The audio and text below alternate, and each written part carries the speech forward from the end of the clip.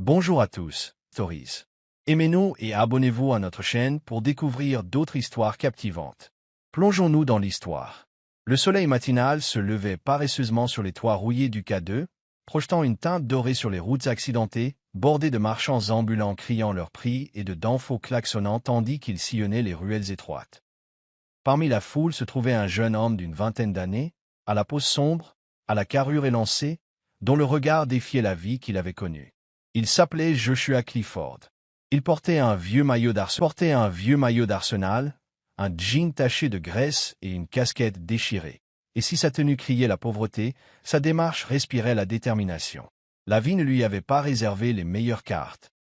Son père était mort dans un accident de parc à conteneurs alors que Joshua avait 10 ans, laissant sa mère, Ngozi Clifford, institutrice à la retraite, l'élever seule. Pour joindre les deux bouts, elle installa un petit kiosque vendant des boissons gazeuses, des galas, des œufs durs et des cartes rechargeables dans un coin étroit près du village des mécaniciens. Joshua, par loyauté et par survie, l'aidait à le tenir le matin avant de se rendre au garage où il travaillait à temps partiel, réparant des kiki-népep et des vélos d'occasion. Ses mains étaient toujours couvertes de graisse et son téléphone était plus fissuré qu'il ne fonctionnait, mais cela ne l'empêcha jamais d'avoir de l'ambition. Tandis que les autres garçons perdaient leur temps à courir après des sensations fortes et des femmes bon marché, Joshua accumulait tous les néras qu'il pouvait. Non pas qu'il n'aimait pas les femmes, il avait le charme d'une star de cinéma et un sourire à même de calmer un contrôleur de bus en colère, mais il n'avait pas le temps pour les distractions. Il voulait plus que K2. Il voulait porter des costumes, tenir une mallette, entrer dans des immeubles de verre de l'île Victoria et entendre les gens l'appeler « Monsieur ». Il passait ses nuits allongés sur un matelas fin dans leur studio, à faire défiler des photos Instagram de PDG et de voitures de luxe, rêvant d'être un jour parmi eux. Sa mère le mettait souvent en garde contre le risque de se perdre dans ce qui n'était peut-être pas sa vocation. Joshua, la richesse n'est pas le caractère, disait-elle. Mais il souriait toujours, l'embrassait sur le front et répondait « Maman, j'ai juste besoin d'un coup ». Ce coup semblait plus lointain chaque jour. Le garage le payait une misère, et les clients le traitaient comme un moins que rien. On l'a même accusé d'avoir volé une bougie d'allumage. Pourtant, Joshua n'a jamais baissé les bras. Il écoutait des podcasts professionnels sur YouTube tout en réparant des carburateurs. Il a emprunté des livres de développement personnel d'occasion aux responsables des jeunes de l'église locale. Il a essayé de vendre des chargeurs de téléphone usagés en ligne. Mais rien n'a fonctionné, pour l'instant. Ses amis se moquaient de lui parce qu'il n'avait pas appris à se débrouiller comme eux en devenant des agboros ou des voleurs de téléphone. Mais Joshua ne pouvait se contenter de miettes. Il se tenait souvent au sommet de la passerelle piétonne du rond-point K2 au coucher du soleil, regardant les voitures passer à toute vitesse, persuadé que l'une d'elles le sauverait un jour de cette vie. Il n'avait pas encore de plan, mais il était déterminé. Et dans une ville comme Lagos, c'était parfois plus dangereux que d'avoir le pouvoir. Le rythme d'Ibadan était différent de celui de Lagos, moins effréné, plus ancré dans la réalité, mais toujours vivace d'histoires de survie et d'ambition. Dans un modeste bungalow de 2 chambres du domaine de Bodija vivait Anita Collins, une jeune femme à la grâce tranquille et à la détermination inébranlable. Sa peau, couleur cacao torréfié, était lisse et éclatante de beauté naturelle. Elle se maquillait rarement, mais il émanait d'elle une élégance sereine qui faisait tourner les têtes.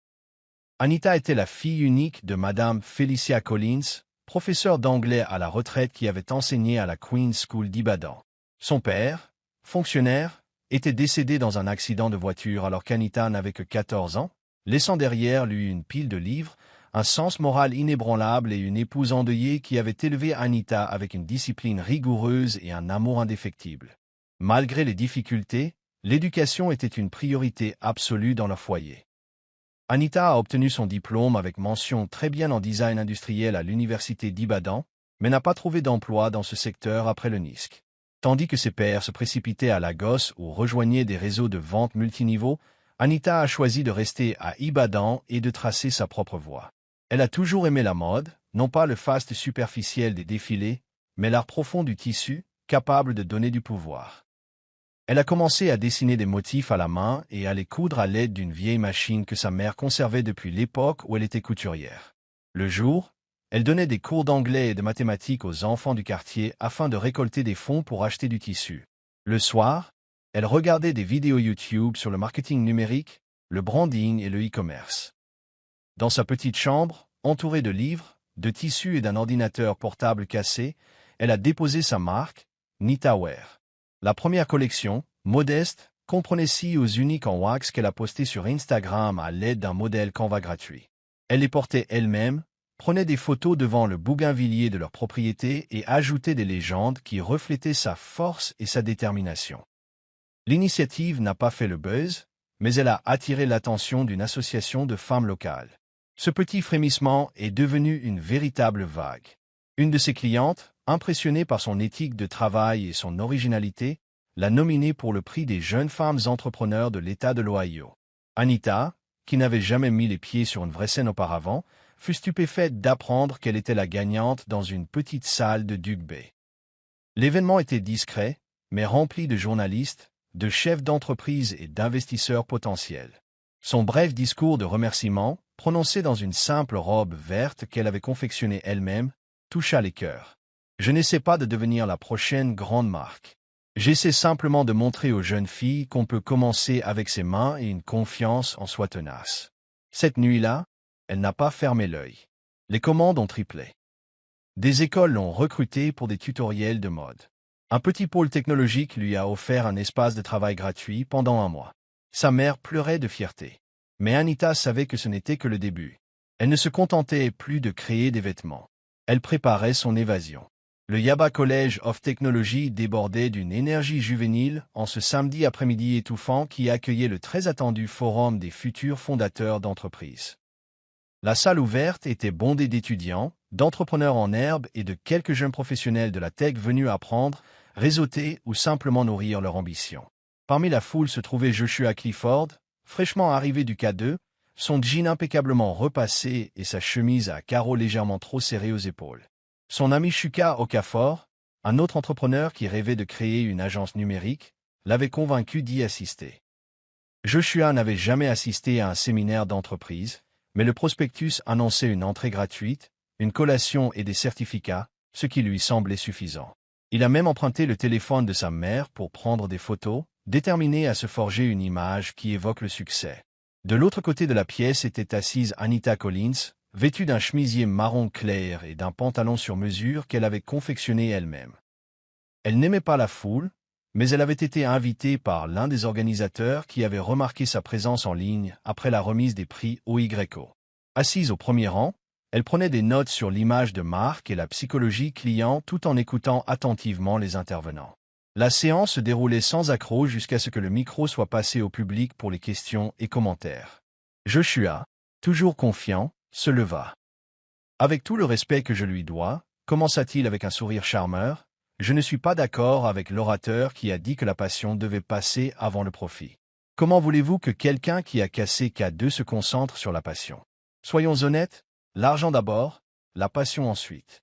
Il y eut des rires, des applaudissements et quelques haussements de sourcils, mais Anita leva calmement la main et prit le micro. Je comprends l'urgence de la survie, répondit-elle d'une voix claire et posée, mais le profit sans but est vain. On peut gagner de l'argent rapidement, mais si on ne croit pas en ce qu'on construit, ça ne durera pas. C'est pourquoi beaucoup de gens s'effondrent, ils se bousculent sans identité. Le silence se fit dans la pièce. Joshua se tourna vers elle. Elle était radieuse, ferme, mais sans arrogance. Il sourit et hocha la tête. « C'est bien noté, » dit-il. Après la séance, alors que tout le monde se mêlait autour de tourtes à la viande et de côtelettes, il s'approcha d'elle près de l'escalier. « Tu me l'as donné chaud là-haut » dit-il en souriant. Anita rit légèrement. « Tu me l'as demandé » répondit-elle. Ils ont discuté et se sont découverts plus de points communs qu'ils ne le pensaient, tous deux élevés par des mères célibataires, tous deux las de la galère, tous deux rêvant de bâtir des empires. Avant de partir, Anita lui a tendu une carte de visite cousue main, imprimée dans un magasin du coin. Il l'a prise avec douceur, admirant le design minimaliste sur lequel était écrit « Nitaware, conçu pour la force ». « Tu es sérieuse avec cette histoire de mode ?» dit-il. « Et tu es sérieuse avec ton évasion du K2 ?» répondit-elle. Ils échangèrent leurs numéros. Elle s'éloigna avec une grâce qui lui resta gravée dans la mémoire. Il la regarda disparaître dans un tricycle en direction d'Ojulegba. Aucun d'eux ne savait qu'ils venaient de franchir le pas d'un destin fait d'ambition, de trahison, de pouvoir et d'un avenir qu'aucun d'eux ne pouvait prédire. Le ciel était maussade et couvert lorsqu'Anita Collins arriva au 4-2 pour la première fois. Sa chemise blanche était soigneusement rentrée dans une jupe taille haute qu'elle avait cousue elle-même, et son petit sac en cuir noir se balançait doucement tandis qu'elle descendait du danfo qui avait claqué depuis Ojulegba. Le conducteur avait sifflé avec impatience lorsqu'elle lui avait demandé de garder son équilibre, mais elle ne broncha pas. Elle avait l'habitude de naviguer à Lagos et de sa folie. Elle vérifia à nouveau le texte. Rendez-vous au kiosque de Mamanen, près de la station-service Total, à 13 heures. Joshua l'avait envoyé plus tôt dans la matinée. Elle se retourna et le vit debout sous un auvent en zinc tordu, arborant le même sourire confiant qu'il avait à Yabatek, lui faisant signe de la main comme si elle était une princesse. L'odeur de l'acra frit et du maïs grillé emplissait l'air. Le kiosque de sa mère était juste derrière lui, garni de caisses de boissons, de bâtonnets de gala et de cartes de recharge. On était loin de la lumineuse salle de conférence où ils s'étaient rencontrés pour la première fois, mais Anita ne se laissa pas démonter. Joshua avait débarrassé une table en plastique pour elle et commandé une assiette de haricots et de bananes plantains chez Mama Putt, un restaurant voisin. Ils s'assirent sous l'arbre, protégés du soleil par un parasol délavé arborant le logo d'une entreprise de télécommunications. « Tu es sûr que tu peux manger ici ?» la taquina-t-il. « Ou aurais-je dû organiser un vrai restaurant pour Madame Fashion-preneur ?» gloussa Anita en repoussant une mèche de cheveux derrière son oreille. « C'est parfait, répondit-elle. Je préfère les endroits authentiques, pas tous ces clichés de l'île Victoria. I'll writ, Ravi. » Leur conversation coula avec fluidité, comme un rythme qui existait entre eux bien avant leur rencontre. Joshua parla de ses frustrations, des lettres de refus, du travail acharné au garage, de la sensation parfois invisible qu'il ressentait malgré tous ses efforts. Anita écoutait sans juger. En retour, elle racontait son parcours, comment elle pleurait lorsque le tissu ne correspondait pas à ses croquis, comment elle avait vendu son téléphone pour s'acheter un rouleau d'acra, comment elle avait failli abandonner il y a 2 mois, mais ne l'avait pas fait. Tandis qu'ils mangeaient et discutaient, Joshua ne pouvait s'empêcher de la regarder, non seulement parce qu'elle était belle, mais aussi pour son allure. Calme, posée et pourtant perspicace.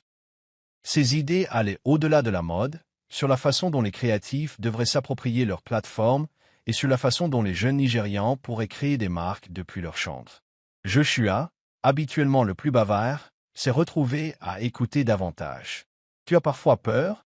demanda-t-il après une longue pause. « Tous les jours, répondit-elle. Mais je bouge quand même. Quelle est l'alternative? Rester coincé? » Ces mots le touchèrent plus profondément qu'elle ne le pensait. Personne ne lui avait jamais parlé ainsi, non pas avec pitié ou autorité, mais avec compréhension. Pour la première fois depuis longtemps, Joshua Clifford se sentait perçu, non seulement comme un escroc, mais comme un homme plein de potentiel. Alors qu'Anita se levait pour partir, promettant de revenir la semaine suivante, il la regarda s'éloigner avec une admiration silencieuse. Kato était désemparée, mais quelque chose d'inhabituel s'était produit cet après-midi-là, et elle s'appelait Anita. Le manguier se dressait au familier devant la bibliothèque municipale, près du kilomètre 12, ses branches larges, ses racines noueuses enfoncées dans le sol comme des doigts anciens s'accrochant à la vie. C'était un endroit calme, où Joshua se réfugiait souvent lorsque l'atelier du mécanicien était trop bruyant ou que les inquiétudes de sa mère le submergeaient. Ce soir-là, il avait envoyé un texto à Anita pour lui dire de le retrouver, sans chichi, sans mots codés. On va juste discuter sous le manguier.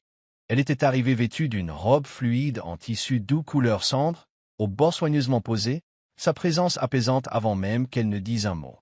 La bibliothèque venait de fermer, et le soleil commençait sa descente, teintant le ciel de traînées oranges et d'or tamisé. Joshua se leva à son approche, époussetant une poussière imaginaire de son pantalon. Il était nerveux, plus qu'il ne voulait l'admettre. Sa chemise était vieille, ses manches retroussées jusqu'au coude, et ses paumes étaient moites, non pas à cause de la chaleur, mais à cause du poids de ce qu'il s'apprêtait à faire. Ils étaient assis sur le banc sous l'arbre, plongés dans le silence, avec parfois quelques coups de klaxon au loin. Pendant quelques minutes, ils parlèrent simplement de travail, de la clientèle croissante d'Anita pour les cours particuliers, et du combat constant de Joshua contre les refus et la recherche d'emploi. Puis, juste au moment où la brise commençait à tourner, Joshua se tourna vers elle. « Je sais que je n'ai rien, Pas de maison, pas de voiture, pas même un travail digne d'intérêt, commença-t-il d'une voix ferme et basse. Mais je sais ce que je veux. Et je veux construire un avenir avec toi. Anita cligna des yeux, les lèvres légèrement entr'ouvertes, incertaine d'avoir bien compris. Il sortit quelque chose de sa poche arrière, non pas une bague, mais un papier plié. Dessus, griffonné de sa plus belle écriture, se trouvait la liste de leurs rêves. Notre premier appartement, créer une ligne de vêtements, aller au Ghana ensemble, acheter une boutique à maman, créer une entreprise. Chaque phrase était accompagnée d'une case à cocher. C'est tout ce que je peux offrir pour l'instant, dit-il en le lui tendant. Une promesse. Un avenir que je n'ai pas peur de construire, avec toi. Elle le lut lentement, les larmes aux yeux. Il ne s'agenouilla pas, il ne pouvait pas. Il a dit ces mots sans ostentation. Veux-tu m'épouser? Anita le fixa un long moment, essoufflée, puis hocha la tête. Oui, murmura-t-elle. Oui, je le ferai. Ils se tenaient l'un contre l'autre sous cet arbre, en silence, sans alliance, sans dîner raffiné, sans public, juste la conviction commune que deux personnes sans rien peuvent tout créer. Anita était assise dans un coin de leur chambre commune au K2, son ordinateur portable posé sur un oreiller pour éviter la surchauffe tandis que Nipa vacillait la lumière pour la 3e fois de la journée. Elle venait de terminer son 2e entretien d'intégration chez SkyCorp Digital, une PME technologique basée à Abuja qui venait de lancer un programme de stage à distance pour les jeunes marketeurs. Sa candidature, déposée discrètement quelques semaines plus tôt, était loin d'être gagnée d'avance, mais sa proposition et son portfolio passionnant, proposé par Nidaware, ont attiré l'attention du responsable du recrutement. Ce dernier lui a proposé un contrat à distance rémunéré avec des horaires flexibles et un potentiel stage à long terme. Ce n'était pas grand-chose, mais le salaire était stable, et c'était à elle. Pourtant, Anita choisit de garder le secret. Joshua, malgré son charme, portait sa fierté comme un honneur, et elle ne voulait pas la ternir en révélant qu'elle avait obtenu quelque chose qu'il n'avait pas. Alors, chaque matin, elle se levait tôt, rangeait la chambre et s'asseyait en tailleur devant son ordinateur portable, travaillant pendant que Joshua dormait ou sortait. Elle lui disait qu'elle ne faisait qu'améliorer son CV. Joshua, lui, sombrait dans une spirale infernale. La recherche d'emploi était devenue humiliante. Le garage ne le contactait plus régulièrement, et même lorsqu'il le faisait, le salaire ne suffisait pas à couvrir les frais de transport, et encore moins les courses. Il détestait demander de l'argent à Anita, même si elle le lui proposait sans hésiter. Le sentiment d'être un fardeau l'envahissait comme la sueur dans les embouteillages de Lagos. Un après-midi, alors qu'il flânait dans un bar en bord de route avec son ami de longue date, Fola Adebayo, la question de l'argent facile fut abordée. Fola venait de commencer à travailler pour un certain Ross, responsable de la logistique import-export à Apapa. Personne ne pose de questions, a déclaré Fola. On conduit, on récupère, on dépose. Le salaire est correct. Pas besoin de CV. Joshua haussa un sourcil. On dirait de la contrebande. Fola haussa les épaules. Frère, Lagos est une ville de contrebande. Si tu attends un salaire honnête, la faim te tuera. Tenté et désespéré, Joshua finit par accepter de tenter une livraison. Os lui remit une enveloppe, une adresse à Festec et un avertissement de ne rien ouvrir ni remettre en question. Joshua l'accepta, se disant que c'était temporaire, juste un moyen de survivre en attendant une véritable opportunité. Ce soir-là, Anita prépara du porridge d'igname avec du poisson séché, fredonnant en remuant. Assis sur le tabouret, il la regarda, coupable mais silencieux. « Comment se passe ta recherche d'emploi » demanda-t-elle. Il commençait à faire plus chaud, mentit-il. Quelque chose d'important pourrait bientôt arriver. Elle sourit. « Je crois en toi. » Et cela ne fit que resserrer encore plus, tandis qu'Anita tapait une campagne marketing pour le nouveau client de SkyCorp en soin de la peau plus tard dans la soirée, Joshua était allongé à côté d'elle, les yeux grands ouverts, se demandant quand viendrait sa chance, ou si elle était déjà là, enveloppée dans une enveloppe qui sentait le compromis. Les mensonges ont commencé subtilement, juste assez pour échapper aux soupçons, mais avec suffisamment de détails pour paraître crédible. Joshua a commencé à quitter la maison le matin, vêtu de chemises impeccablement repassées et de cravates d'emprunt, faisant semblant d'aller travailler. Il traînait dans les cybercafés ou aux arrêts de bus près d'Acacia, parcourant les offres d'emploi auxquelles il n'avait aucune intention de postuler, puis revenait le soir avec des histoires inventées sur son nouveau poste dans une agence de branding numérique Alex. Il a affirmé qu'ils étaient en phase d'essai, que la rémunération était basée sur les projets et que des projets plus ambitieux étaient à venir. Il a même montré à Anita des documents imprimés, des modèles qu'il modifiait sur les ordinateurs de la bibliothèque publique, expliquant les nouvelles stratégies que l'entreprise testait.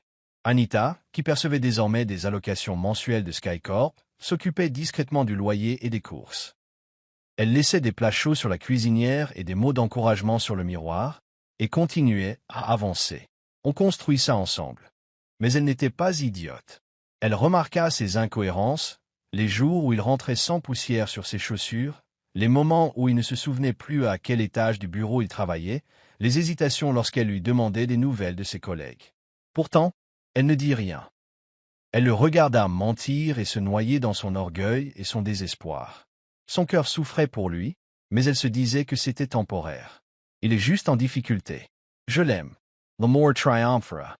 Elle se concentra sur son travail chez SkyCorp, accroissant discrètement son influence et acquérant des compétences qui allaient plus tard façonner son avenir. Le soir, elle rédigeait des business plans dans un journal qu'elle gardait sous son matelas, esquissant les grandes lignes de l'expansion de Knitwear, construisant son avenir en silence en espérant que Joshua trouverait le sien. Puis vint le mariage, l'événement qui allait tout bouleverser. C'était celui de Top et Tolu au Wallaby, des amis communs qu'Anita avait rencontrés lors d'un camp d'entraînement commercial à Ibadan. Le faire-part était orné de garnitures dorées et le code vestimentaire stipulait que tous les invités devaient être vêtus de blanc. Anita portait une robe simple à épaules dénudées, créée par ses soins, assortie d'un maquillage minimaliste et de sandales dorées. Joshua, vêtu d'un blazer blanc et d'un pantalon emprunté, avait l'air d'un partenaire fier et solidaire. L'événement, organisé dans une somptueuse salle de banquet d'Akeja, était rempli de personnalités influentes de Lagos, d'influenceuses et de femmes de la haute société, drapées de dentelles et de diamants de créateurs. C'est laquelle apparut? Rita Jude, sortant d'une Lexus rouge, déhanchée, un rire sonore et délibéré. Sa robe épousait ses courbes, sa longue chevelure ondulait à chaque pas, et son regard scrutait la foule telle une reine observant sa cour. Joshua la remarqua instantanément. Et elle le remarqua aussi. Leurs regards se croisèrent près du stand de boissons. Elle sourit, mi-séduction, mi-curiosité. « Tu me dis quelque chose ?» dit-elle en faisant tournoyer son champagne. « Je suis Joshua » répondit-il d'une voix ferme mais hésitante. « Je travaille dans le branding. » En quelque sorte, Rita Hausa, un sorcel. En quelque sorte, c'est mignon. Appelle-moi Rita. De l'autre côté du couloir, Anita observait l'échange. Elle remarqua le léger contact des doigts de Rita sur le poignet de Joshua, son sourire narquois, la façon dont Joshua se penchait trop près. Et malgré son cœur serré, elle ne dit rien. Elle retourna simplement à sa table, but une gorgée d'eau et leva les lèvres vers le lustre. L'amour triompherait, se murmura-t-elle à nouveau. Mais à ce moment-là, elle ne semblait pas convaincue.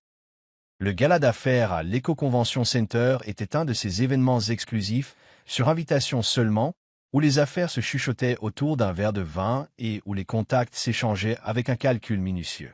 Rita Jude, drapée dans une magnifique robe rouge qui scintillait comme des flammes sous les projecteurs, traversait la salle comme si elle avait été construite spécialement pour elle. La salle grouillait de dirigeants d'entreprises, d'investisseurs technologiques, d'influenceurs et de fils de politiciens cherchant à se faire un nom. Rita connaissait bien ces milieux. Son père avait été commissaire d'État, et malgré le scandale qui régnait autour de la famille, Rita avait tracé sa propre voie. Elle dirigeait une agence de relations publiques spécialisée dans le branding pour des clients controversés, et sa présence lors de soirées prestigieuses suscitait toujours l'intérêt. Ce soir-là, elle cherchait une personne, Joshua Clifford. Joshua était entré par son intermédiaire. Une semaine après le mariage, ils s'étaient croisés par hasard dans un restaurant de Lekki. Elle avait ri, l'avait appelé Monsieur Branding, et lui avait proposé une invitation au gala. Bien créer de vraies relations, avait-elle dit d'un ton harmonieux. Joshua n'avait hésité qu'un instant avant d'accepter. Ce vendredi soir-là, il avait repassé son seul costume convenable, annoncé à Anita qu'il avait une séance de stratégie tard le soir avec un client assurolier, et était parti sans remords. « Ne m'attends pas », avait-il dit en lui faisant un bisou sur le front qu'elle ne ressentait pas. Anita hocha la tête. Elle ne posa pas de questions. Mais quelque chose dans sa poitrine lui fit l'effet d'un caillou avalé tout entier. Elle retourna à son tableau de bord SkyCorp et tenta de se concentrer sur un rapport, mais ses pensées divaguaient à chaque seconde. Au gala, Rita passa à l'action. Elle présenta Joshua à 2 agents immobiliers et à un magnate du pétrole à la retraite de Port Harcourt. « Voici Clifford », dit-elle avec un sourire narquois. « Il a des idées qui peuvent révolutionner ce secteur. » Joshua Reynate, Savour and attention. Less compliments et less toasts. Le champagne coulait à flots. Plus tard dans la soirée, Rita l'entraîna sur le balcon, les lumières de la ville scintillant au loin. Ses doigts effleurèrent son col, ajustèrent sa cravate, puis se posèrent sur sa poitrine. « Tu n'as rien à faire au cas d'eux, murmura-t-elle en se penchant suffisamment près pour que son parfum emplisse ses poumons. Tu as besoin de quelqu'un qui sache t'aider à t'élever. Il ne résista pas. Pas quand ses lèvres ont touché les siennes, pas quand sa main a tracé le long de son dos, pas quand le flash de son appareil photo s'est déclenché une fois, apparemment par accident. Au matin, la photo avait fait le tour du monde. Rita l'avait publiée dans sa story, Joshua debout derrière elle au gala, les mains dans les poches, souriant comme un homme enfin arrivé. Ce n'était pas explicite, mais le sous-entendu était assez fort. La légende, coup de pouvoir uniquement. Le hashtag roi de la marque, hashtag Rick Queen. Anita l'a vu en parcourant Instagram pendant sa pause thé. Son cœur s'est arrêté. Elle a zoomé. Elle n'avait pas besoin de poser de questions. Le costume était à lui. Le sourire était à lui. La femme à ses côtés n'était pas elle. Elle verrouilla lentement son téléphone, le posa face contre terre et sirota son thé, les doigts tremblants. Sans un mot. Pas de larmes. Juste le silence et un brusque changement en elle. La lumière du matin s'insinuait doucement dans l'appartement exigu qu'ils avaient autrefois appelé leur commencement. Les petits rideaux qu'Anita avait cousus elle-même s'infiltraient légèrement par la fenêtre à persiennes ouvertes, laissant passer les bruits du chaos habituel du K2. Les marchands ambulants vantant les marchandises, les klaxons des bus, de temps à autre, le vrombissement d'un générateur qui s'allumait. Mais à l'intérieur, seul le silence régnait. L'armoire était à moitié vide, les robes en cara préférées d'Anita disparues, et ses outils de couture avaient disparu dans un coin. Même son ordinateur portable, habituellement posé sur le bureau improvisé fait de caisses en plastique empilé, avait disparu. Il ne restait qu'une simple feuille de papier, soigneusement pliée sur l'oreiller où elle avait dormi aux côtés de Joshua pendant plus d'1 an. Pas de carton d'emballage spectaculaire, pas de porte claquée, pas de dernier mot crié entre ses dents. Juste une absence et un mot. Joshua revint peu avant midi, légèrement ivre, sa chemise encore légèrement parfumée du parfum onctueux de Rita. Il poussa la porte d'un pied tout en consultant son téléphone, ne s'attendant à rien d'extraordinaire. Mais dès son entrée, le silence le frappa. Non pas celui qui invite au repos, mais celui, inquiétant et assourdissant, qui suit le départ d'un être précieux. Il regarda autour de lui, confus, et appela. « Anita !» Aucune réponse. Son regard parcourut la pièce, remarquant ce qui avait disparu, ce qui restait et ce qui était sur le lit. Il s'approcha lentement de la lettre, la déplia et lut. « Joshua, j'ai tout donné, mon cœur, mon temps, ma foi. Je ne suis pas parti parce que j'ai arrêté de t'aimer. Je suis parti parce que j'ai enfin commencé à m'aimer moi-même. Non, je ne me battrai pas. Je ne te déteste pas, mais je ne peux pas continuer à faire semblant de ne pas voir qui tu es en train de devenir. Au revoir, Anita. » Il ricana et laissa tomber la lettre par terre, comme si elle l'avait insulté. « Alors elle est partie » murmura-t-il en arpentant la pièce, bombant le torse comme s'il avait besoin de gonfler sa fierté. Comme ça, sans au revoir, sans dispute, puis il rit amèrement. Topic. Elle était toujours trop molle pour les Legos. Elle ne supportait pas la pression. Il se jeta sur le lit et fixa le plafond, s'efforçant de rire, mais ses doigts tambourinaient sans cesse sur le matelas. Il a envoyé un message à Rita. Aucune réponse. Il a essayé de faire une sieste, mais n'a pas pu. La pièce lui semblait plus lourde à présent, le silence pesant sur lui. Et bien qu'il refusât de l'admettre, la dernière phrase du mot « J'ai enfin commencé à m'aimer » se répétait dans son esprit, encore et encore, comme une chanson en boucle. L'appartement de Lecky Fay, joué par Rita Jude, était à milieu de tout ce que Joshua avait connu. Les murs étaient ornés d'œuvres d'art abstraits importées, les sols miroitaient de marbre italien, et un parfum d'huile d'eucalyptus se diffusait dans l'air grâce à des brumisateurs automatiques. Chaque recoin respirait le luxe, Du réfrigérateur en inox rempli de vins et fromages importés à la vaste terrasse surplombant l'Atlantique, où Lego Elite organisait des soirées privées. Joshua Clifford se tenait là, chemise déboutonnée, lunettes de soleil rivées avec arrogance sur le front, un verre de whisky vieilli à la main, convaincu d'être enfin arrivé. Après le départ discret d'Anita, il était entré dans le monde de Rita, tel un homme renaissant. Elle l'avait accueilli à bras ouverts, dans des draps moelleux et des cadeaux somptueux, lui murmurant à l'oreille qu'il était fait pour bien plus que des rues desséchées et des femmes à la voix douce qui ne comprenaient pas sa passion. En quelques semaines, Rita avait commencé à le présenter lors d'événements comme un expert en branding et un consultant en start-up, créant une aura d'expertise qu'il ne possédait pas pleinement, mais qu'il n'hésitait pas à prétendre posséder. Les alliés politiques restants de son père et ses contacts médiatiques ont aidé Joshua à décrocher des contrats pour rebaptiser une marque de mode, à exercer comme consultante pour un hôtel-boutique et même à conseiller le fils d'un sénateur pour le lancement d'une start-up de crypto-monnaie. Tous ces contrats étaient bien rémunérés. Aucun ne nécessitait de justificatif d'identité. Rita maîtrisait le jeu des Legos, l'apparence avant le fond, la présence avant le pédigré, et Joshua apprenait vite. Il troquait ses jeans autrefois huilés contre des pantalons italiens, se déplaçait en voiture particulière mise à disposition par ses clients et avait même embauché un assistant virtuel pour gérer sa boîte mail grandissante. Il commença à animer des conférences Instagram sur la vision, l'exécution et l'énergie, citant des ouvrages de business qu'il n'avait jamais lus et posant dans des blazers qu'Anita l'avait un jour supplié d'essayer. Mais à mesure que son ascension s'accélérait, il sombrait dans l'arrogance.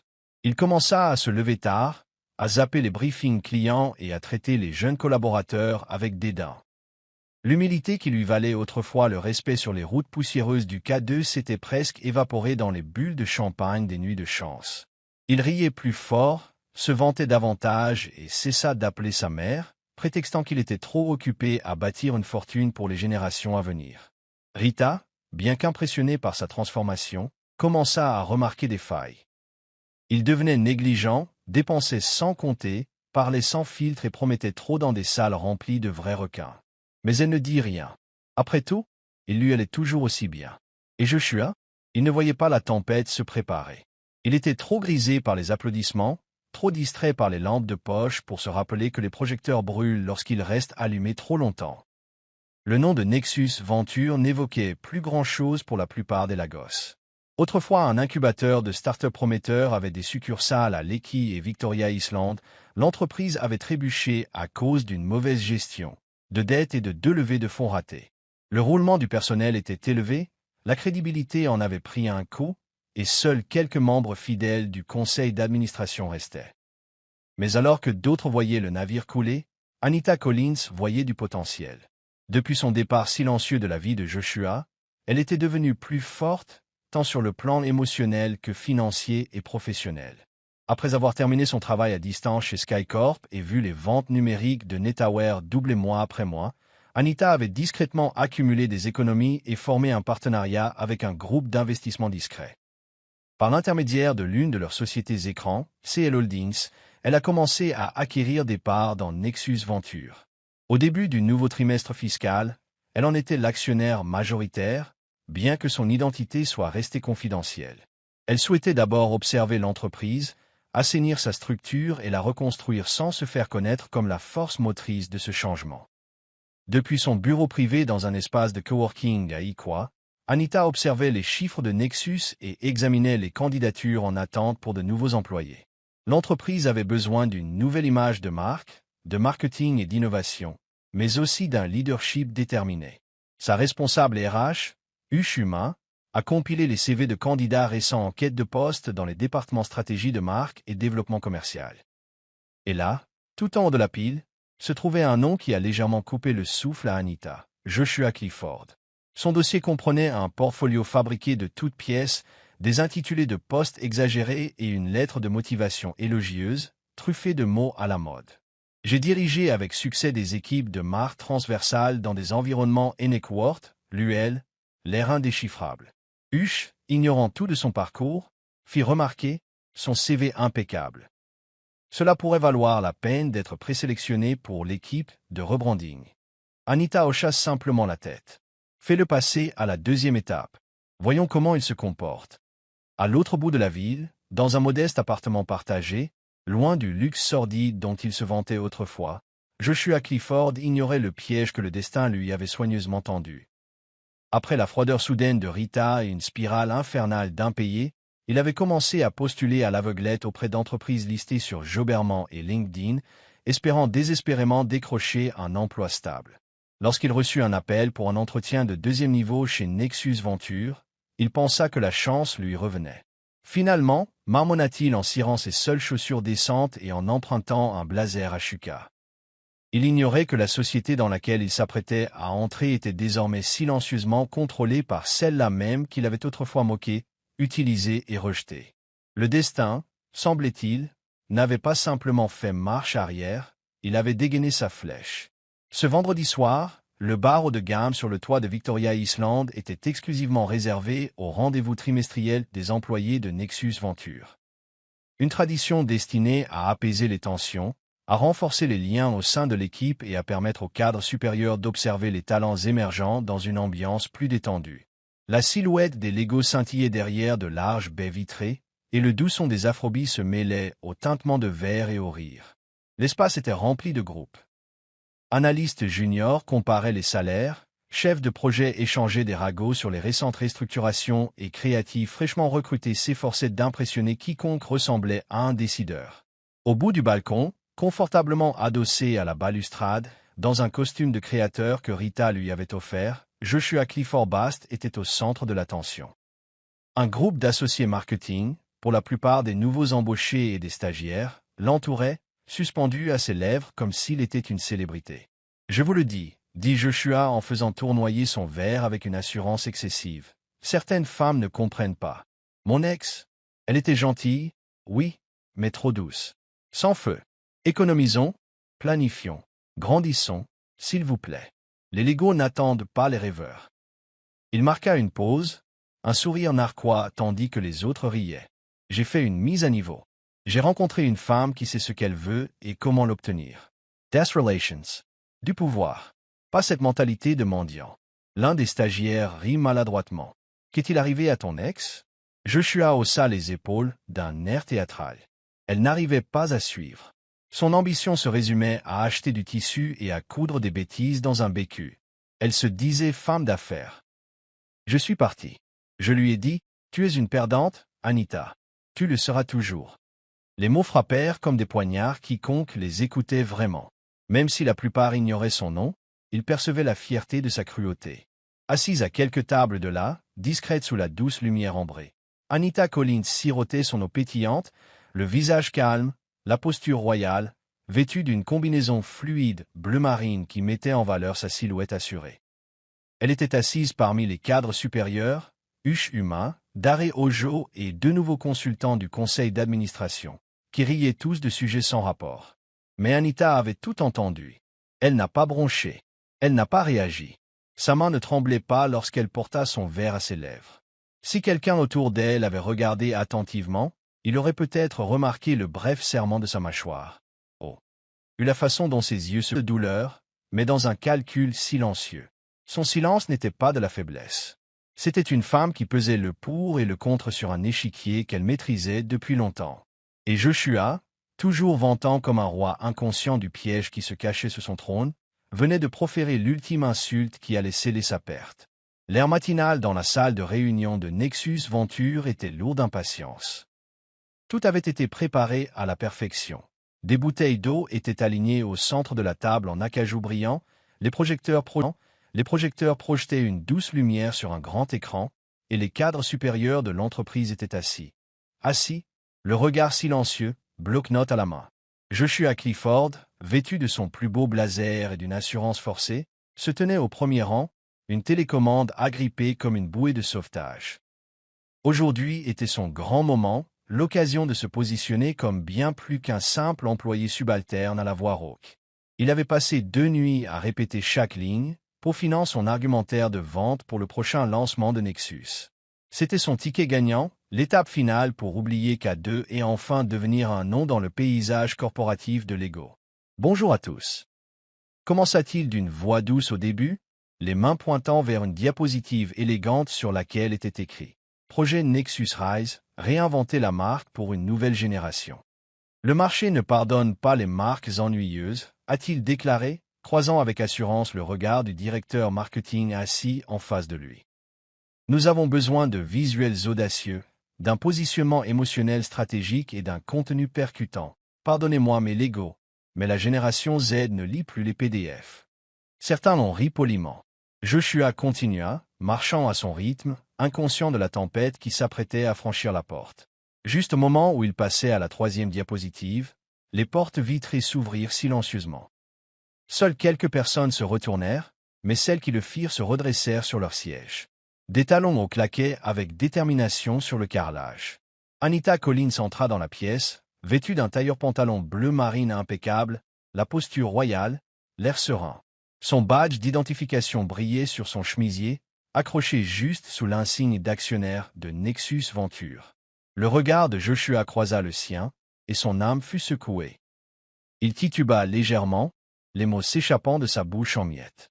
« Comme moi. » dit, chante. La télécommande lui glissa des mains et atterrit doucement sur la table. Personne ne rit, mais l'air changea. Les têtes se tournèrent. Quelques regards échangèrent. « Mademoiselle Collins, » dit Humain en se levant vivement. « S'il vous plaît, bienvenue. On vient de commencer. » Anita hocha poliment la tête et prit la chaise vide en bout de table, celle réservée aux seuls invités. Joshua serra les dents, la prise de conscience s'imposant.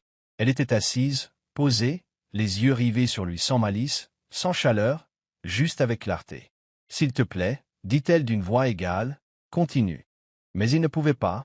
Sa gorge était sèche. Ses paumes étaient moites. Ses diapositives étaient floues. Il l'avait traitée de perdante. Il l'avait abandonnée dans une pièce exiguë, avec les rêves qu'elle partageait autrefois avec lui. Maintenant, elle était assise au-dessus de lui, silencieuse, posée, le regardant brûler dans un incendie qu'il avait allumé de sa propre bouche. Son humiliation ne faisait que commencer. Le lendemain matin, la tension au bureau était plus intense qu'un brouillard d'harmattan. La nouvelle s'était répandue comme une traînée de poudre, quelque chose avait changé chez Nexus Venture. La présentation désastreuse de Joshua Clifford était déjà devenue une légende. Les dirigeants en parlaient dans les ascenseurs, les stagiaires bavardaient près du réfrigérateur de la salle de pause, et même le personnel de sécurité en avait entendu des bribes. Mais personne ne connaissait toute l'histoire, sauf ceux présents dans la salle de réunion lorsqu'Anita Collins, l'actionnaire silencieuse, révéla sa véritable présence d'un simple regard. Joshua n'avait pas regagné son siège après la réunion. Il était sorti de la pièce sans s'attarder sur le regard inquiet d'Huche et avait disparu pendant des heures. À son retour plus tard dans la soirée, les épaules plus basses, la confiance en lui entamée, et son téléphone vibrait constamment à cause des appels manqués des lecteurs. Il les ignorait. Pour une fois, il ne pouvait affronter personne. Pas même elle. Le lendemain après-midi, il reçut le mémo. Bref et formel. Objet, réaffectation des rôles. Le document a été approuvé par le conseil d'administration, avec un dernier nom inscrit en bas de page. Anita Collins, actionnaire majoritaire. Le cœur de Joshua se serra à chaque ligne. Il n'avait pas été renvoyé. Non, cela aurait été une preuve de clémence. Au lieu de cela, il avait été officiellement rétrogradé au poste de chargé de soutien à la marque, privé de son accès stratégique, exclu des présentations de projets à l'échelle de l'entreprise et placé directement sous la responsabilité d'un jeune manager nommé Tamoa, un jeune prodige de 24 ans qui avait rejoint Nexus 2 mois plus tôt. Cette rétrogradation s'accompagnait d'une période d'essai de 3 mois pour l'évaluation de ses performances, où le moindre retard ou erreur pouvait entraîner son licenciement. C'était le genre de traitement réservé aux personnes ayant trahi l'entreprise ou perdu leur pertinence. L'humiliation s'est installée comme du béton. Les gens l'ont remarqué. Personne ne lui a rien dit en face, mais les regards étaient plus forts que les insultes. Tamoa, bien que respectueux, ne savait pas comment gérer quelqu'un de 10 ans plus âgé que lui. Et Joshua devait désormais assister à chaque réunion en tant qu'observateur, et non en tant que simple porte-parole. Lorsque les rapports circulaient, son nom était désormais enfoui sous les registres administratifs. Au déjeuner, il était assis seul. Il a essayé d'envoyer un texto à Anita pour lui demander « On peut parler en privé ?» mais il n'a pas eu de réponse. Il est passé devant son bureau 2 fois ce week-end-là, et chaque fois, sa porte était fermée. Et pourtant, elle ne s'est jamais adressée à lui directement, n'a jamais jubilé, n'a jamais élevé la voix. Elle laissa simplement le poids de sa nouvelle position lui rappeler ce qu'il possédait autrefois et ce qu'il avait qualifié d'inutile. La pire vengeance n'était pas la punition. C'était d'être contraint de vivre avec les conséquences de sa propre arrogance, et Joshua vivait désormais dans cette situation, chaque jour de travail. C'était un jeudi soir pluvieux lorsque Joshua Clifford retourna à l'appartement d'Augura GRA, dont il se vantait autrefois lors des soirées sur les toits et des rencontres informelles avec le personnel. Il avait passé les dernières semaines à se noyer dans une honte silencieuse, se présentant chaque matin chez Nexus Venture en tant qu'associé rétrogradé, esquivant les regards et dénonçant à Tamoa le jeune prodige qu'il ignorait autrefois en réunion. Le mémo avait brisé sa fierté, mais il s'accrochait à la conviction que Rita l'aiderait à rebondir. Elle avait toujours une solution, un raccourci, un nouveau client à séduire. Mais ces derniers temps, ses appels étaient devenus rares. Elle était occupée, en voyage, prise par la femme d'un sénateur, et pire encore, distante. Il mit cela sur le compte du stress. Peut-être était-elle fatiguée de le porter dans son passage à vide. Mais lorsqu'il tourna la clé et entra dans l'appartement ce soir-là, l'écho dans la voiture lui annonça que quelque chose n'allait pas. L'endroit était vide. Complètement vide. Le canapé d'angle en velours, disparu. Le grand écran de télévision et les enceintes personnalisées, disparu. Même le casier à vin, toujours garni des bouteilles de luxe de Rita, avait disparu. Les portes de l'armoire étaient grandes ouvertes, laissant apparaître cintres nus et poussière. Il n'y avait qu'un mot sur le comptoir de la cuisine, écrit au dos d'un ticket de caisse. Ne le prends pas personnellement, ma puce. J'ai besoin de le savoir. Merci pour le trajet, R. Pendant un instant, Joshua resta planté là, à le regarder. Il entra dans la chambre, incrédule, inspecta la salle de bain, les tiroirs de la cuisine et même le panier à linge. Aucune trace. Rita avait disparu avec tout, y compris ses économies. Son application bancaire confirmait le pire. Son compte avait été vidé 3 jours auparavant. Le compte professionnel commun qu'ils avaient ouvert pour du conseil en image de marque, fermé. Elle avait transféré la totalité du solde. Joshua était assis sur le sol carrelé froid, les mains tremblantes, le cœur battant. Les murs se refermaient sur lui. Comment avait-il pu manquer les signes? Les appels nocturnes, les conversations chuchotées, la façon dont elle le poussait à dépendre entièrement d'elle. Il lui avait fait plus confiance qu'à Anita. Et maintenant, il se retrouvait sans rien. Puis il réalisa, Anita avait compris. Elle avait deviné Rita dès le début. La façon dont elle le regardait dans la salle de réunion, calme, indéchiffrable, mais pleine de savoir. Elle n'avait pas besoin de vengeance. La vie faisait le travail à sa place. Il avait troqué la loyauté contre l'illusion, la sagesse contre la séduction, l'or contre les paillettes. Et maintenant, il était assis seul dans un appartement vide, réalisant trop tard que la seule personne ayant jamais vraiment cru en lui s'était éloignée en silence, avec grâce. Joshua Clifford se tenait devant les portes vitrées dépolies de l'aile exécutive de Nexus Venture, une enveloppe à la main, un tremblement qui ne parvenait plus à masquer. La réceptionniste, une jeune femme nommée Zeynep, leva les yeux avec une expression prudente. Elle hésita avant de parler. « Avez-vous un rendez-vous, monsieur ?» Joshua secoua lentement la tête. « Non, mais s'il vous plaît, dites-lui simplement que j'ai besoin de 5 minutes. C'est tout. » Sa voix avait perdu l'autorité qu'elle avait autrefois. Elle était plus faible, effilée, comme un vieux tissu. Zeynep décrocha l'interphone avec hésitation, composa le numéro du bureau d'Anita et marmonna quelque chose de bref. Après une pause, elle hocha la tête et fit un geste. Elle dit « Vous pouvez entrer ». Joshua expira, serra l'enveloppe plus fort et se dirigea vers le bureau d'angle, celui avec vue sur l'île de Lagos et le silence du pouvoir. Anita était assise derrière son bureau, vêtue d'un chemisier blanc et d'un pantalon rose pâle, tapant sur son ordinateur portable avec un calme naturel. Quand Joshua entra, elle ne leva pas immédiatement les yeux. Son bureau était bien rangé, contrastant avec le chaos qui régnait dans son esprit. Après quelques secondes, elle leva les yeux. Oui, son ton était mesuré. Froid. Joshua s'éclaircit la gorge et s'avança, déposant l'enveloppe sur son bureau. C'est une lettre. Des excuses. J'avais l'intention de te dire quelque chose en personne. J'avais tort, Anita. Surtout, elle n'a rien dit. Je t'ai traité comme un moins que rien. Je pensais savoir. J'ai laissé l'avidité m'aveugler. Rita. Elle est partie. Elle a vidé mon compte. J'ai tout perdu. Son visage est resté figé, son regard fixe. Je ne suis pas venu par pitié. J'avais juste besoin de te regarder dans les yeux et de te dire que je suis désolé. Pour les insultes que je t'ai proférées. Pour les mensonges. Pour nous avoir brisés. Elle se pencha légèrement en arrière, croisant les bras. Son silence était assourdissant. Puis elle hocha la tête, attrapa l'interphone et appuya sur un bouton. « Sécurité, veuillez raccompagner M. Clifford à l'étage des associés. Il n'a plus l'autorisation d'aller sur cette aile. » Joshua s'est figé. « Anita, s'il vous plaît. » Mais elle avait déjà reporté son attention sur son ordinateur portable, tapant comme s'il n'existait pas. Quelques secondes plus tard, 2 gardes en uniforme arrivèrent. « Olga, dit l'un d'eux, allons-y. » Il n'était pas impoli, juste ferme. Le cœur de Joshua se serra lorsqu'il se retourna pour partir. En sortant, le personnel de l'étage fit semblant de ne pas regarder, mais échoua. Des têtes apparurent hors des box, et les murmures se répandirent comme une traînée de poudre. Lorsqu'il entra dans l'ascenseur, sa honte le poursuivait comme une ombre. Autrefois étoile montante, gourou de l'image de marque, l'homme qui se moquait autrefois d'une femme qui le dominait désormais de toute sa hauteur, Joshua Clifford n'était plus qu'un récit édifiant raconté discrètement dans la glacière du bureau.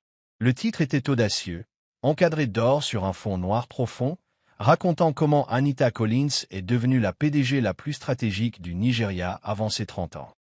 La couverture du magazine Forbes Afrique a fait sensation dans les kiosques du continent. Anita se tenait sur la photo, posée, vêtue d'un blazer bleu marine sur mesure, les bras croisés avec assurance, ses cheveux naturels coiffés en hindou à l'eau, et son regard reflétant la profondeur qu'elle avait acquise en survivant aux tempêtes. Le public était stupéfait. Les initiés du secteur connaissaient le nom de CEL Holdings, mais jamais celui qui se cachait derrière. Lorsqu'on a appris que l'actionnaire majoritaire anonyme de Nexus Venture n'était autre qu'Anita Collins, celle-là même qui avait autrefois dirigé une ligne de vêtements locale à Ibadan, les réseaux sociaux se sont enflammés. Les pages économiques ont décortiqué sa trajectoire. Les émissions matinales ont analysé son style de leadership. Son téléphone a vibré pendant des jours, non pas de la part de vieux amis ou d'amants, mais d'investisseurs. Sous sa direction, Nexus Venture a connu une profonde restructuration. Les départements ont été rationalisés, les frais généraux réduits et les partenariats remodelés. Elle a fortement mis l'accent sur l'innovation portée par les jeunes, en lançant 2 accélérateurs pour les femmes entrepreneurs et en créant un incubateur de technologie de la mode alliant images de marques numériques et fabrication textile.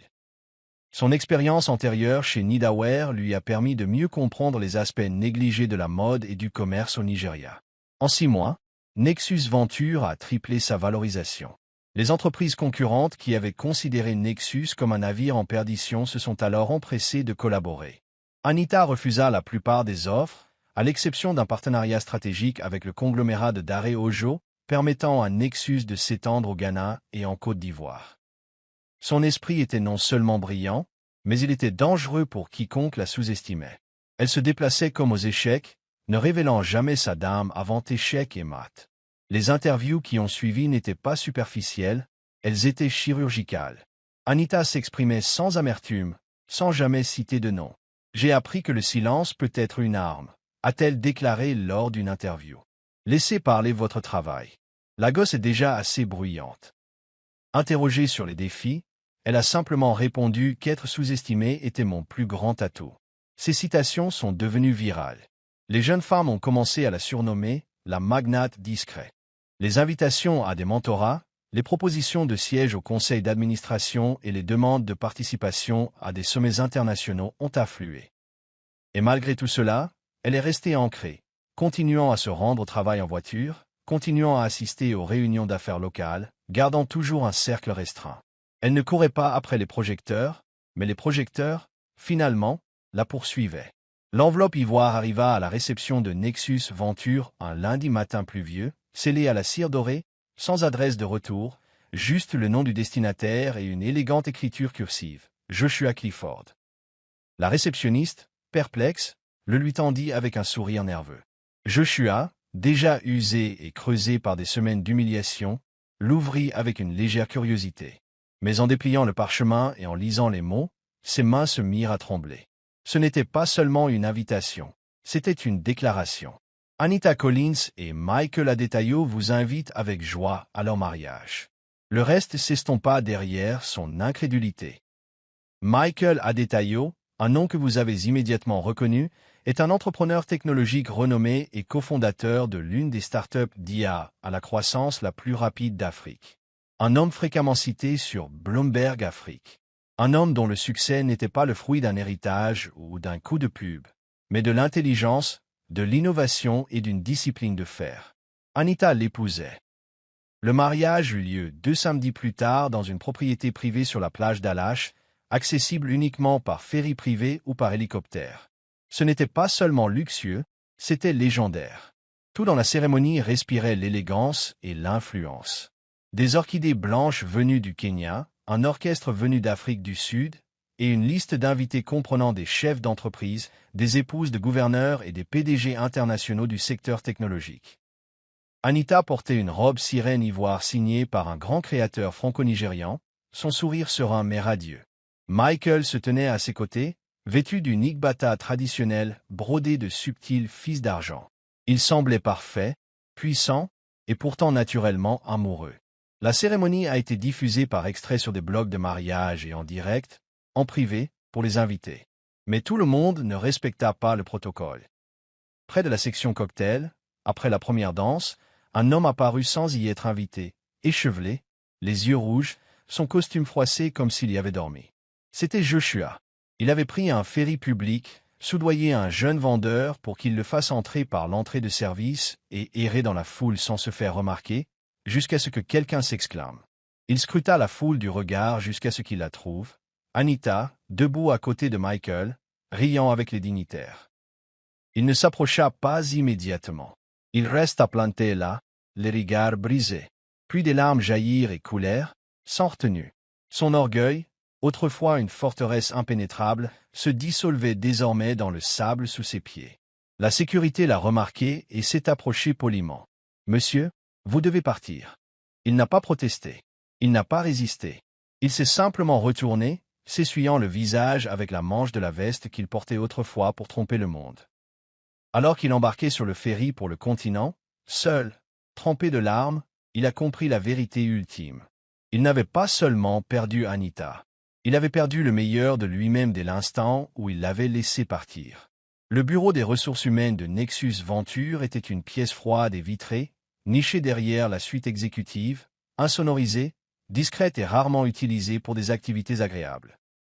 Ce lundi matin-là, Joshua Clifford était assis au centre, l'ombre de l'homme qui avait autrefois fait irruption dans ce bâtiment avec une arrogance aveuglante. L'email était arrivé plus tôt dans la journée. Veuillez vous présenter au RH à 10 heures concernant une violation du protocole de données internes. Il savait de quoi il s'agissait. En désespoir de cause, il avait accédé aux dossiers internes de stratégie de marque en dehors des heures de travail, recopiant des listes de clients et des plans marketing sur une clé USB personnelle. Il s'était convaincu que c'était inoffensif. Il voulait les présenter ailleurs. N'importe quoi pour retrouver sa pertinence. Mais les journaux systèmes l'ont détecté. Et quelqu'un, peut-être Tamoa, l'avait signalé. Dans la pièce, Ushuma était assise en face de lui, un dossier à la main, l'air déçu. Un autre responsable des RH la flanquait, et à côté d'eux était assis le conseiller juridique de l'entreprise. Joshua s'agitait. La sueur perlait sous son col. « Nous t'avons donné une seconde chance. » Dit calmement Ush, malgré toutes les raisons du contraire. Mais tu as choisi de récompenser cette confiance par le vol. Joshua ouvrit la bouche pour protester, mais aucun mot ne sortit. Sa voix avait depuis longtemps perdu toute crédibilité. Ils ont glissé les journaux imprimés sur la table. Horodatage, nom de fichier, heure exacte à laquelle il avait branché le lecteur. Ce n'est pas seulement contraire à l'éthique, a ajouté le représentant juridique. C'est une rupture de contrat et une violation des termes de l'accord de confidentialité. Puis la porte s'est ouverte. L'entertainment. Et Anita Collins entra. Elle ne s'assit pas. Elle ne parla pas. Elle se tenait près de la paroi vitrée, les bras croisés, le regard rivé sur lui, sans colère ni pitié, mais avec un détachement émotionnel total. Sa présence aspirait l'air de la pièce. Joshua leva vers elle un regard suppliant, mais elle ne broncha pas. Il n'y avait aucun souvenir sur son visage de ce qu'il avait été pour elle. Aucune chaleur. Aucune vengeance. Un mur de silence. Votre contrat est résilié avec effet immédiat, conclut-je. La sécurité vous escortera jusqu'à la sortie. Alors que Joshua se tenait debout, vaincu, le dossier qu'il serrait lui glissa des doigts et se répandit sur le sol. Il ne le ramassa pas. La sécurité entra et lui fit un geste poli. Il sortit sans résistance, passant devant des rangées d'employés qui n'osaient pas croiser son regard, mais murmuraient dès qu'il disparut. L'homme qui autrefois se moquait de la grandeur n'était plus qu'un simple avertissement. Et Anita, elle retourna à son bureau, ferma la porte et reprit sa journée, comme si son existence n'avait jamais compté. Le grand auditorium du Civic Center, sur l'île Victoria, vibrait d'élégance et de dynamisme. Une mer de gombos éclatants, de robes fluides et de tailleurs occupait chaque recoin de la salle, tandis que des banderoles portant l'inscription Collins Women's Enterprise Foundation, dynamisant l'économie féminine de demain, étaient accrochées au mur de marbre. Les médias étaient présents en nombre, blogueurs photographiant, caméras de télévision en action et influenceurs diffusant l'événement en direct. Au centre de tout cela se trouvait Anita Collins, debout sur une scène minimaliste, resplendissante dans un tailleur-pantalon en gombo or et indigo, à la fois royal et résolument africain. Elle tenait le micro comme s'il lui appartenait, non pas comme un instrument de louange, mais comme un flambeau gagné à force de courage, de silence et de stratégie. Trop de femmes, disait-elle d'une voix ferme et autoritaire, ont été sommées de se rapetisser, d'attendre, de faire des compromis, de subir. Je l'ai fait. J'ai attendu. J'ai cru. Jusqu'au jour où je me suis souvenu de mon pouvoir. La foule, composée d'entrepreneuses, de chefs d'entreprise et de jeunes filles en uniforme scolaire, regardait avec émerveillement. L'histoire d'Anita n'était plus un secret. Elle avait été présentée sur CNN Afrique, nommée dans le classement Forbes des 30 de moins de 30 ans et était désormais considérée comme le visage de l'innovation portée par les femmes en Afrique de l'Ouest. Cette fondation, a-t-elle poursuivi, s'adresse à toutes les filles à qui on a dit qu'elles étaient trop faibles pour cette ville. À toutes les femmes traitées de perdantes parce qu'elles ont osé rêver en silence. Car la vérité, dit-elle en s'arrêtant, balayant du regard le public, c'est que chaque perdant est quelqu'un qui a sous-estimé la mauvaise femme.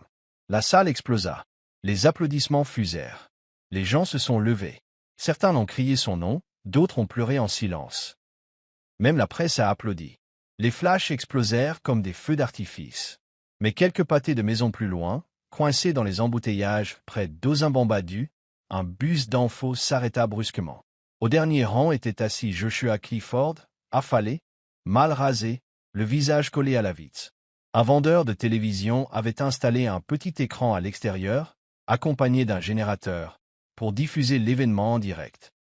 Les yeux de Joshua se fixèrent sur l'image rayonnante d'Anita, sa voix résonnant faiblement à travers les vitres fissurées du bus. Il ne dit rien. Ses mains tremblaient légèrement sur ses genoux. Les autres passagers ne le remarquèrent pas. Pour eux, il n'était qu'un homme comme les autres dans le bus. Mais à ce moment-là, il n'était pas seulement pauvre. Il était oublié. La ville avait évolué. Elle s'était relevée.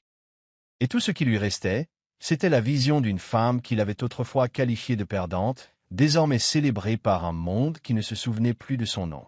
Fin de l'histoire. Qu'avez-vous appris sur cette histoire? Aimez-la et abonnez-vous à notre chaîne pour découvrir d'autres histoires intéressantes. Merci de votre attention.